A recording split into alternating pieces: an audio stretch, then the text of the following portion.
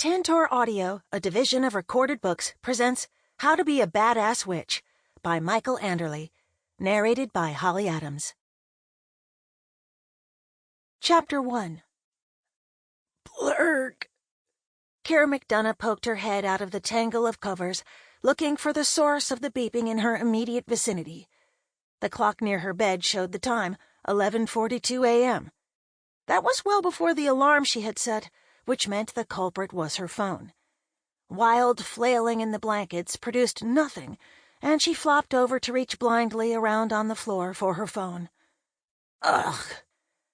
Her fumbling produced the damned thing, currently displaying her mother's contact information. Kera dropped her head back onto the pillow with a groan as she answered. She cleared her throat. Hello? Hello, Kera. It's your mother.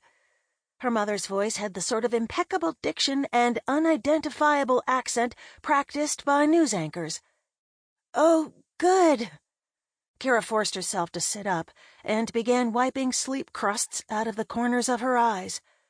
For a second there, I was afraid someone had stolen your phone and called me from it. Yes, dear. There was a little sigh. I had a few spare minutes, so I thought I would call you. Kera, who had been slouching as she rubbed her face and smoothed her hair, sat up a bit straighter. A sigh instead of a joke? Her mother, a devoted philanthropist, had a few spare minutes?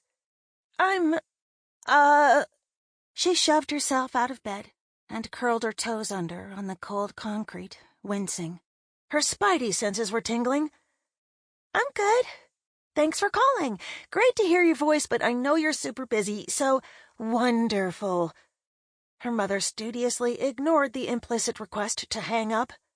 So, how are things going?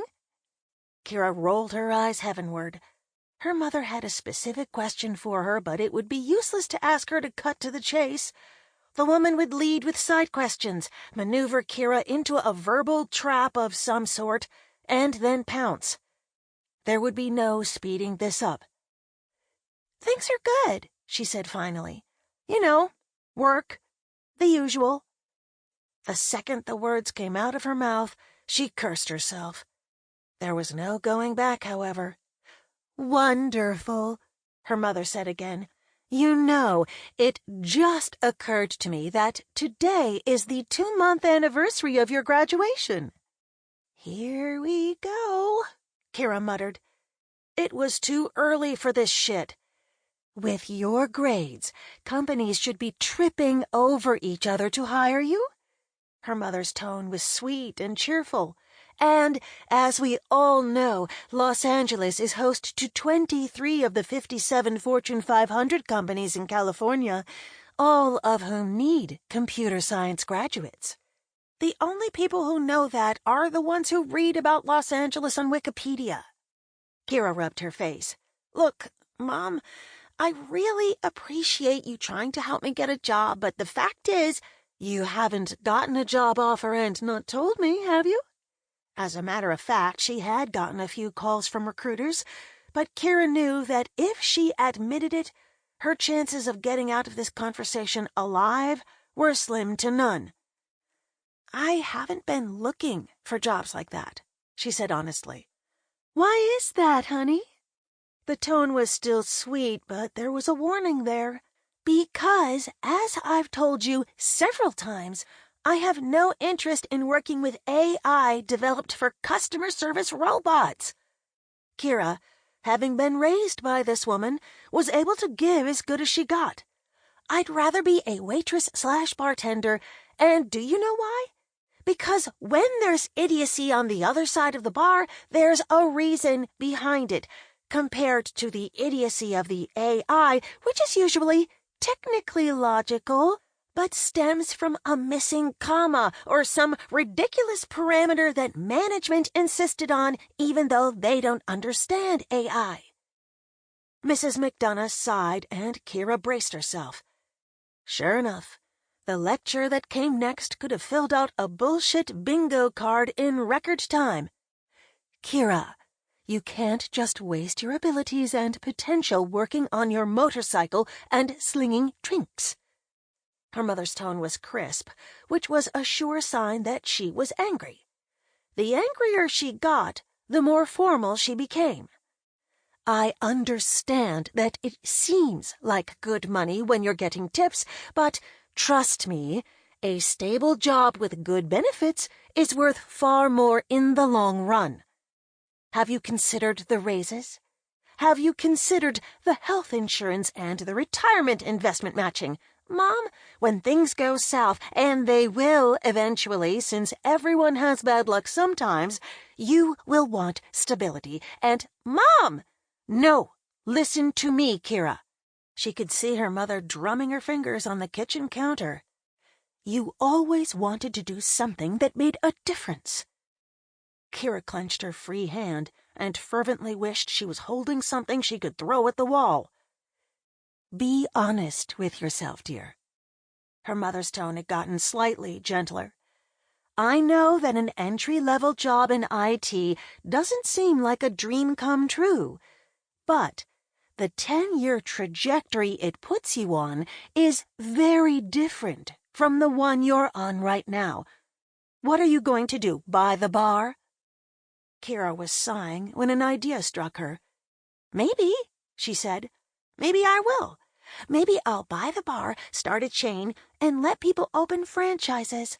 I'll rake in the profits while other people do the dirty work, and then we can talk about whether I'd be better off in a cubicle getting harassed about semicolons." There was silence. Kera sighed. "Mom, please. I know all the people who ended up in those jobs. They're not happy, and I wouldn't be either. So, you're still in touch with some of the young men you studied with?" Kera, sensing that the subject was changing into yet another dangerous area, immediately began evasive maneuvers. "I have to go, but you bring up some good points. I'd love to talk about them another time. How does 5 weeks from Thursday look for you?" "Whatever happened to that nice running back you were dating?" her mother asked, determinedly ignoring Kera's rapid-fire goodbye. "Michael." Kera sighed. "That was sophomore year. And he is now married with a baby on the way, living in the suburbs and teaching high school football." "Well, strike that option, then." "You think?" "Darling, if you're attracted to—" Her mother cleared her throat. "Well, please know that if you're worried about shocking us, we aren't going to disapprove." "Mom, I haven't had a boyfriend in a while, so you're asking if I'm a lesbian?" "I just didn't want you to be afraid of telling us," her mother said. "If you were." "I'm not. Mom, can we talk about something else?" "Kera, you're awfully squeamish. You always were apt to stick your fingers in your ears when it came to talking about sex." "Because you tried to give me the talk by telling me where Rob and I came from." Kera waved her free hand. "Oh, God, and I worked so hard to suppress those memories. When will someone come up with brain bleach? It would make $1 billion on the open market." "There you go," her mother said smugly. "Now you have a goal. One that isn't bartending, but also isn't one of the cubicle jobs you so hate." "Sure, I'll get right on it. Thanks." "I have to go, sweetie. Have a good day. Try not to lose the ability to learn. Grab a business book, learn an extra craft, but do something with your life." "Goodbye, overprotective maternal figure with a goddess complex." "I can't help it," her mother asserted. "Our family, and that means you too, has had special genes for generations. I'm just making sure you find a productive way of—" "Wasn't this the point where you were supposed to hang up?" "Not without having the last word," the elder MacDonagh pointed out. "Goodbye, baby." Something on the other end clicked and the call ended, the screen returning to Kera's list of contacts. Ugh. Mothers. It wasn't even noon, after all. There was no reason for her to be awake at the current hour, but her mother had not only woken her up, but she had also robbed Kera of the ability to go back to sleep. After all, there was nothing more frustrating than ruminating on the fact that college was a gigantic con and life after it was a glorified hamster wheel. Not that Kera disliked her job, of course, and she had loved her degree.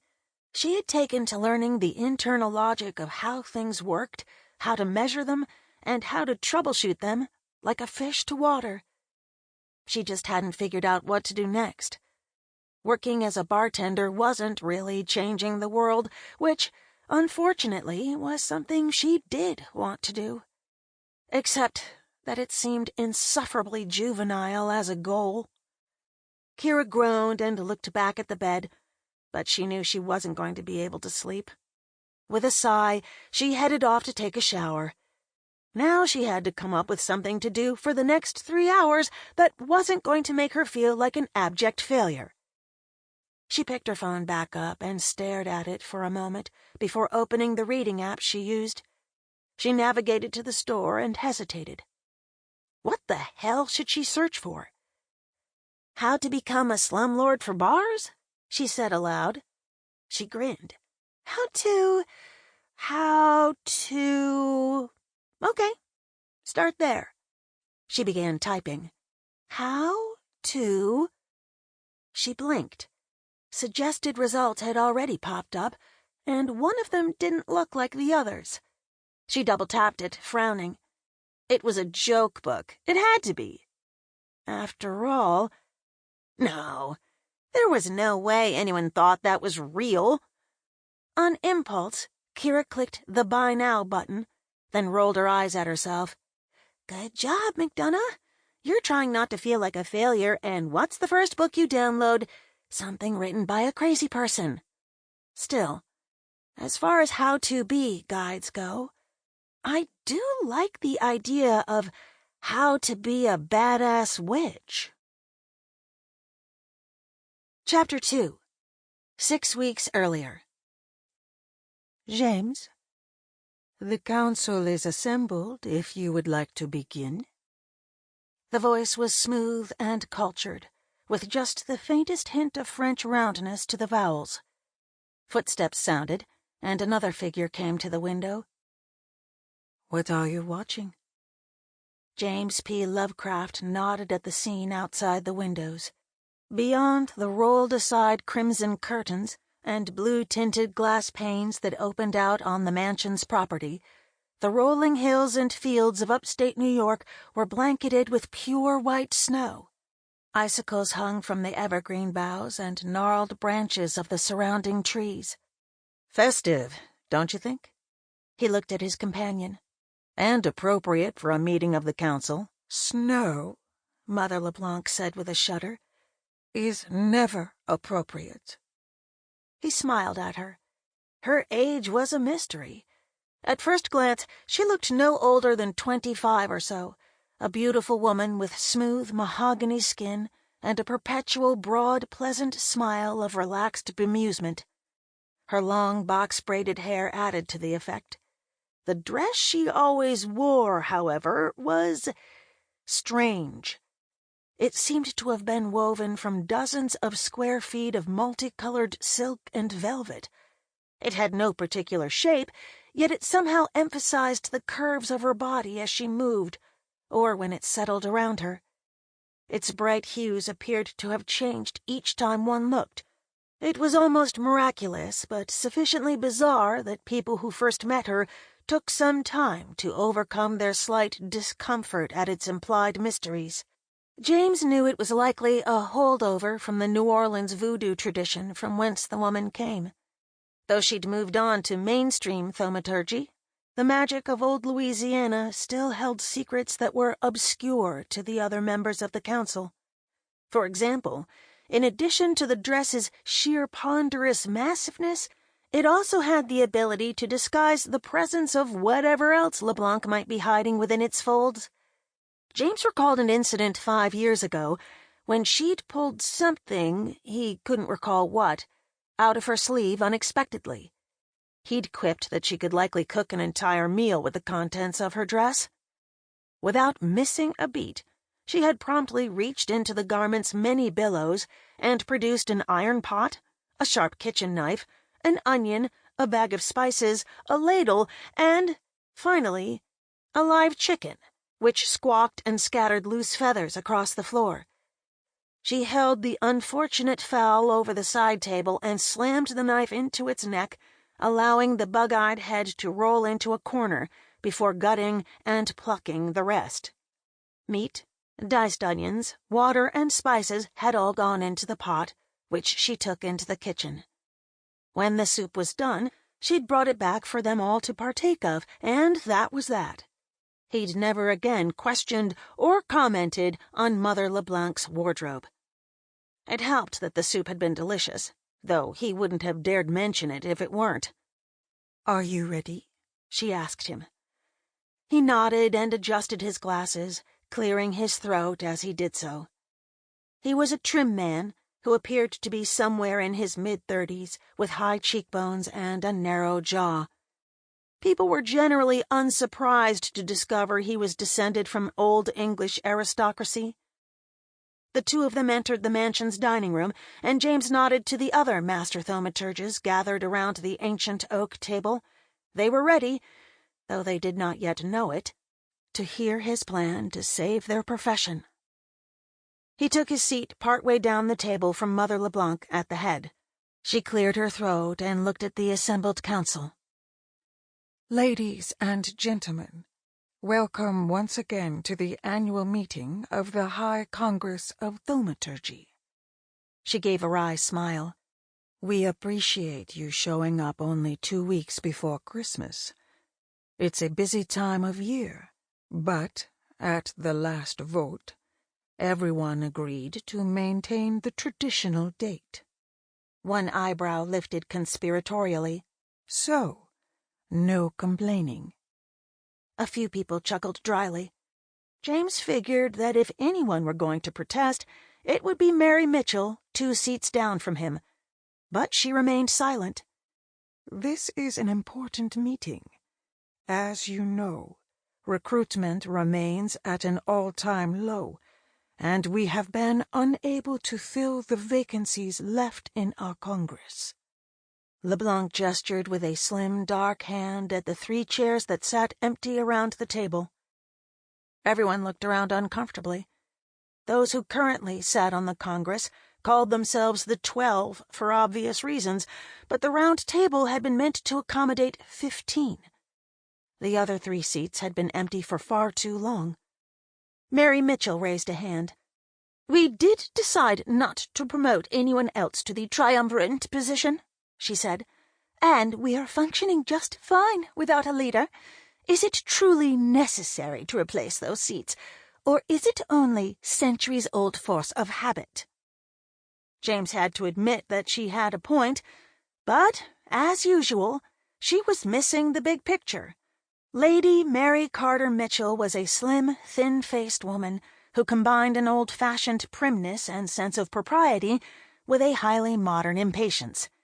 She disliked meetings, procedures, and oversights, preferring to rush through such things as quickly as possible so she could return to her lifelong hobby, the study and manipulation of plants.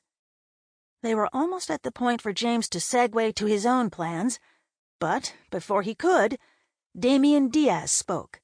"High Witch Templeton," he said in his booming theatrical way, "was not only our head bureaucrat.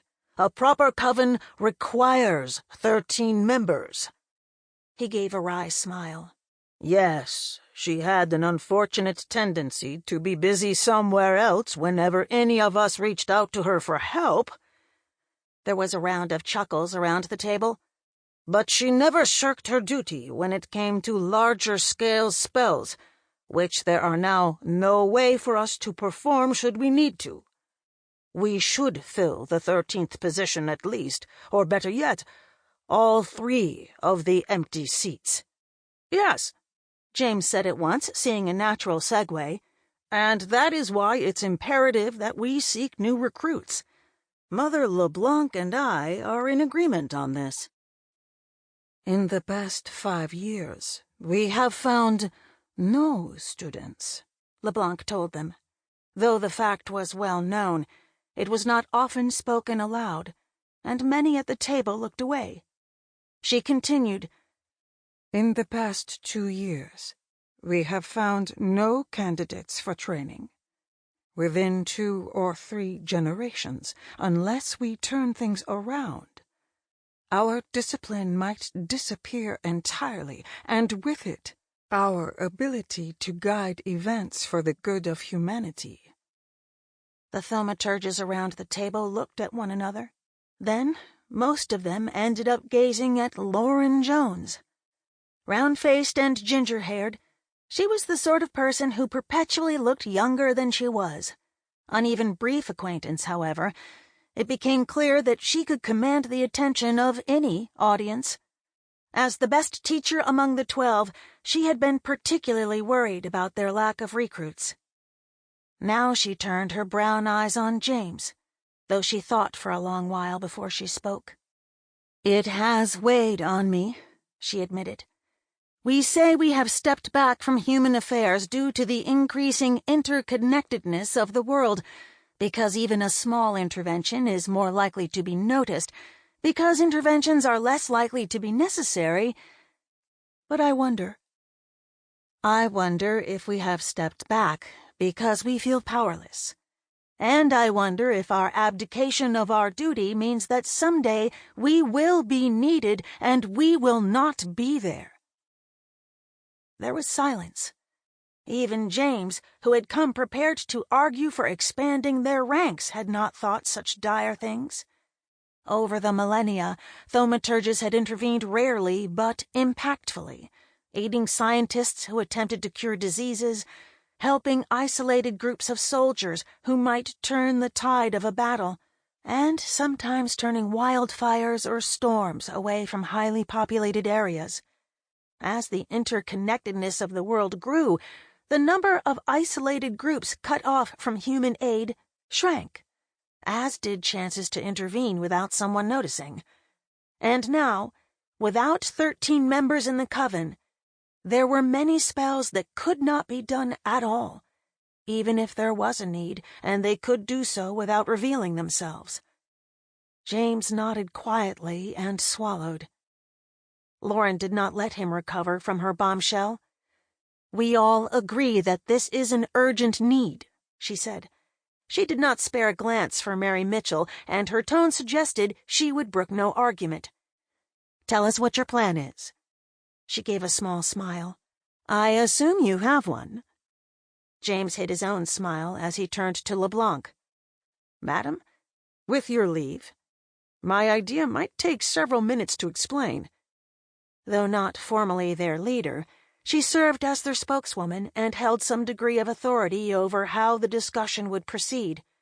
Since his idea was unorthodox in the extreme, he needed every iota of respectability he could garner. The 2 of them had planned this in advance, and everyone knew she would say yes from the way she hesitated, drawing out the moment. If she were planning to say no, she would have said so instantly. Still, James found himself waiting anxiously for her assessment. She smiled. "Yes, Mr. Lovecraft," she pronounced. "Make your pitch." "Excellent." James sat up a little straighter in his chair. "Society is changing around us. Each day it's a new world out there." His background in advertising had taught him the value of dramatic, attention-grabbing statements. If we are not only to thrive, but even exist in the decades to come, we must rebuild our ranks. We need a proper coven again, and we need apprentices to carry on our legacies. Mary and the other more conservative members narrowed their eyes at this. Old, stuffy, and absorbed in their own affairs, they were less than amicable to the prospect of having to accommodate newcomers. James, however, was not prepared to stand by and watch thaumaturgy die out. "I propose a solution that is at once new and old. Publishing. In this unprecedented age of literacy and with the recent advances in e-reading devices, a grimoire could be easily distributed. Write a new grimoire?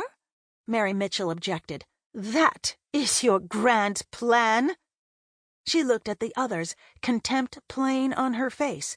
We cannot even find new recruits, and you want to rewrite our grimoire? No. James took a deep breath. This was the place where his idea was the most unorthodox. My plan is to release the grimoire to potential recruits, to self-publish it, in the hope that some of those who find it have the will and talent to practice the spells. There was a long silence. Damien looked shell-shocked. Lauren was sitting back in her chair with her eyes focused on the middle distance, and Mary was fuming. The others wore expressions of disbelief. Only Mother LeBlanc seemed calm. Her half-smile adorned her face, as usual, and she leaned lightly on one arm, watching the others. "You mean," Mary asked finally, "to give out our secrets to the entire world?" Everyone looked at James. "Yes," James said simply. His calm acceptance made Mary look like she was about to have an aneurysm. She glanced around at the rest of the table for support, but no one seemed to know what to say. "For those who cannot use magic, the book will seem like nothing more than a novelty." The voice was a surprise. Even James swung his head around in shock. He had not expected Mother LeBlanc to weigh in. "But some will," Mary snapped. "For God's sake, will none of you say how insane this proposition is?" "I have concerns," Damien admitted.